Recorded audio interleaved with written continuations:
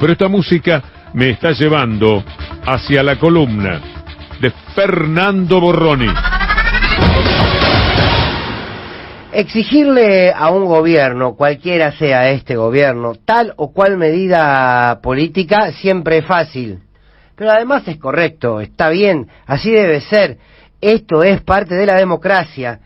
La democracia se sustenta no solo en votar cada 2 años, sino que luego de esas votaciones y a partir de lo que se elige, se construye un vínculo determinado entre precisamente el electorado y quien ha sido elegido.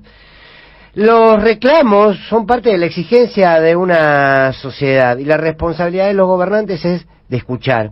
Ahora, siempre o a menudo se comete el error de exigirle demasiado y casi exclusivamente a quienes gobiernan. La democracia debe ser un diálogo permanente entre la sociedad, las instituciones de la sociedad y los gobernantes. No siempre los gobernantes son la resultante de su pueblo. No siempre los gobernantes leen el sentir y las necesidades de su pueblo. A veces sí. Y al mismo tiempo se da al revés. No siempre la sociedad está a la altura de la conducción política o de los liderazgos políticos de ese país. Nos preguntamos en más de una oportunidad por qué tal o cual gobierno no lleva adelante tal o cual política. Pero pocas veces nos preguntamos si la sociedad está madura para entender tal o cual política, para acompañarla, para ponerla en discusión, para impulsarla, para profundizarla. Por ejemplo, quiero tomar el ejemplo de Vicentín. Más allá de la decisión del gobierno que se avanzó en un momento, luego se tuvo que retroceder, más allá de lo que concretamente sucedió con Vicentín. La pregunta es, ¿la sociedad argentina en su mayoría está preparada para aceptar una expropiación en nuestro país? A Vicentín o a cualquiera. Entendemos como sociedad, mayoritariamente, sabemos que existe como instrumento legal la expropiación, que es legítima en la Argentina, que hay una cuestión procedimental en nuestro Congreso para llevarla adelante.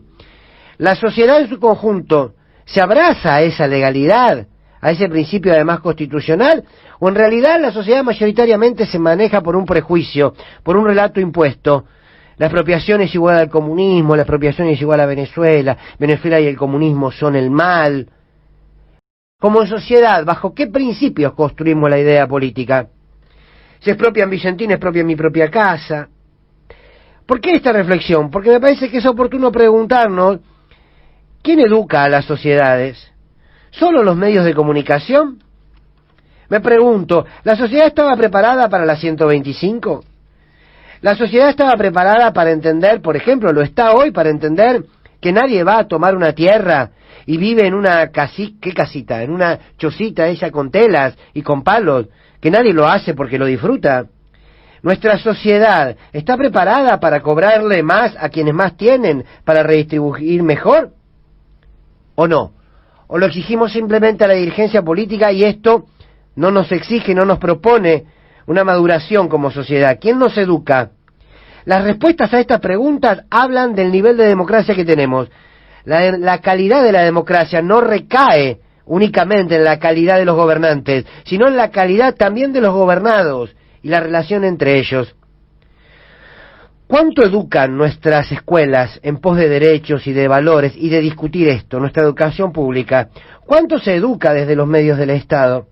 Si la educación de una sociedad, si la educación democrática de una sociedad la dejamos en manos de los medios de comunicación, estamos perdidos. Sobre todo porque la mayoría de estos medios detestan la democracia.